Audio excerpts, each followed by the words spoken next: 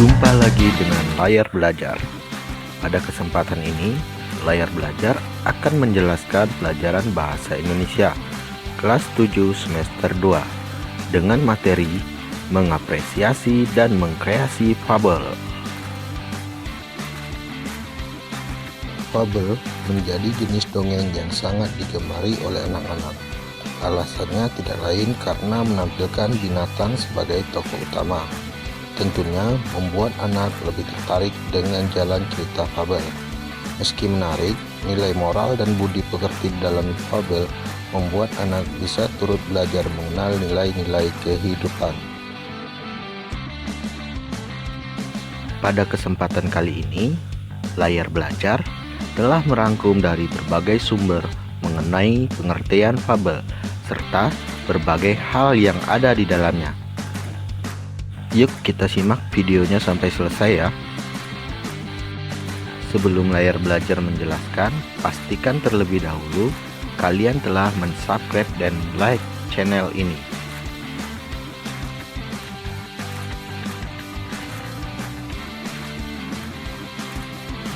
Fabel adalah cerita yang menceritakan kehidupan binatang, namun memiliki perilaku layaknya manusia. Fabel termasuk ke dalam kategori sastra, berbentuk fiksi atau khayalan. Memang, di dalam fabel, hampir semua tokoh utama menampilkan binatang, tapi tidak menutup kemungkinan adanya karakter minoritas seperti manusia agar jalan cerita semakin menarik. Di dalam fabel, binatang yang diceritakan memiliki akal, tingkah laku, bahkan watak mirip manusia. Selain itu, di dalam cerita fabel memang selalu tersemat pesan-pesan moral bagi manusia. Pesan-pesan moral tersebut seperti lain tanggung jawab, kejujuran, disiplin, amanah, serta lain-lain. Setelah kalian memahami pengertian fabel, ada pentingnya juga kalian mengetahui ciri-ciri dari fabel. Adapun ciri-ciri dari fabel antara lain, yang pertama, tokoh utama dari cerita menggunakan binatang. Yang kedua, penggambaran moral serta karakter mirip manusia. Yang ketiga, binatang dalam cerita bertingkah laku seperti manusia. Umumnya memiliki alur cerita yang pendek dan sederhana. Yang kelima, karakter tokoh diuraikan dengan rinci. Yang keenam, kata-kata yang digunakan mudah dipahami. Yang ketujuh, cerita biasanya mengkritik tentang sifat manusia, diskriminasi kaum lemah, serta keadaan masyarakat. Dan yang terakhir, gaya bercerita secara lisan. Tujuan dari fabel yaitu mengajarkan moral kepada anak-anak dengan sifat baik dan buruk manusia dalam bentuk binatang. Karakter binatang dibuat untuk mempengaruhi pembaca. Terutama karakter binatang dinilai lebih menarik bagi anak-anak supaya mencontoh sikap yang baik dan tidak mencontoh sikap yang buruk.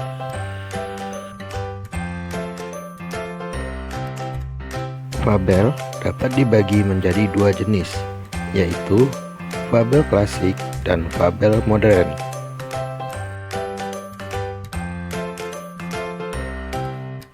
Fabel klasik adalah dongeng yang telah dibuat dari zaman dahulu, namun tidak diketahui secara pasti kapan waktu dibuat ceritanya. Fabel klasik umumnya diwariskan secara lisan dari generasi ke generasi. Sebagai contoh yaitu cerita Kancil dan Buaya, Gagak dan Elang, Kerbau dan Burung, Semut dan Belalang, dan lain-lain.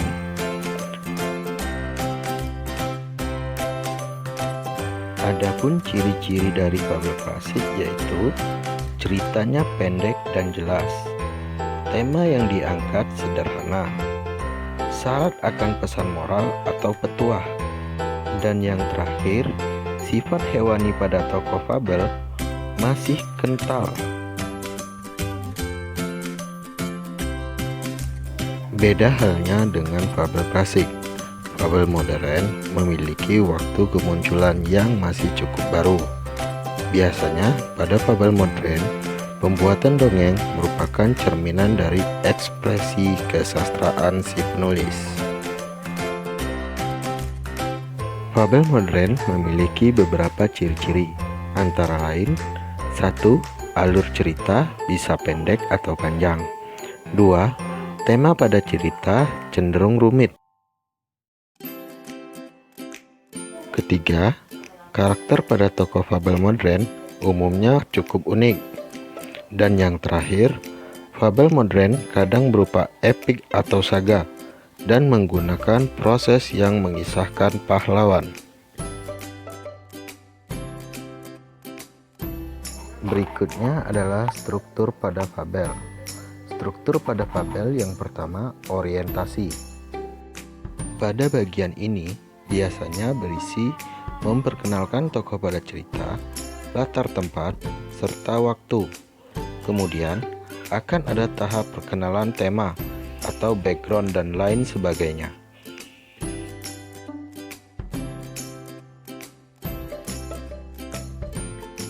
Yang kedua adalah komplikasi. Pada bagian ini menceritakan mengenai tokoh utama yang berhadapan dengan masalah sampai masalah itu memuncak. Yang ketiga, resolusi. Pada tahap ini menceritakan mengenai pemecahan masalah yang sedang dihadapi oleh tokoh.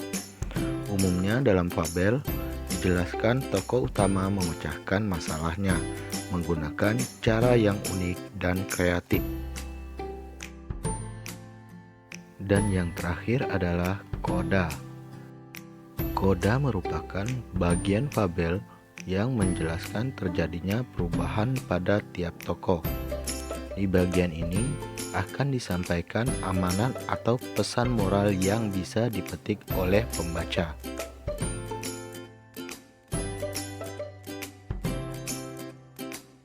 Berikutnya yaitu kaidah kebahasaan pada fabel. Yang pertama adalah kata kerja.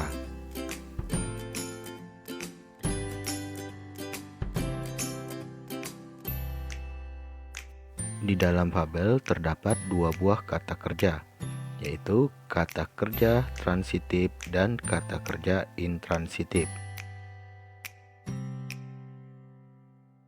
Yang kedua, menggunakan kata sandang si dan sang.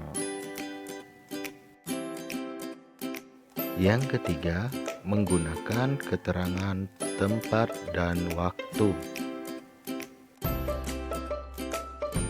Yang kelima, menggunakan kata hubung atau konjungsi. Dan yang terakhir, penggunaan kalimat langsung.